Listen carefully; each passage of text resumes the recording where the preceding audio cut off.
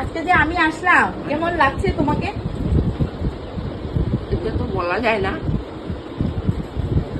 সব জামাইরা আসলে বলুন ভালোই লাগে, বলো। মেয়েও আসলো। হ্যাঁ, ওইটাই। আমার তো বাবাও নেই, মাও নেই, কেউই নেই। এই পিসিকে অনেক দিন ধরে ভাবছি পিসির সঙ্গে এসে দেখা করব, হয় না। তো আজ, কালকে রাত্রে এসেছিলাম পিসির বাড়িতে, একটু সময় বসে গল্প টল্প করে চলে গেছি। আজ রাত্রে এসে পিসির বাড়িতে এসে ভাত খেলাম। খুবই এনজয় হচ্ছে, মনে হয় বসে বসে গল্প করি, পিসির আগের কথাগুলো মনে হচ্ছে, কি কি করতো পিসি। ভাত খাওয়ার পর ছিল আইসক্রিম, তো আমি সেটা খাইনি। পান নিয়ে এসছে সবাই জন্য একটা একটা পান, তো সেখান থেকে আমি একটা নিয়ে নিলাম।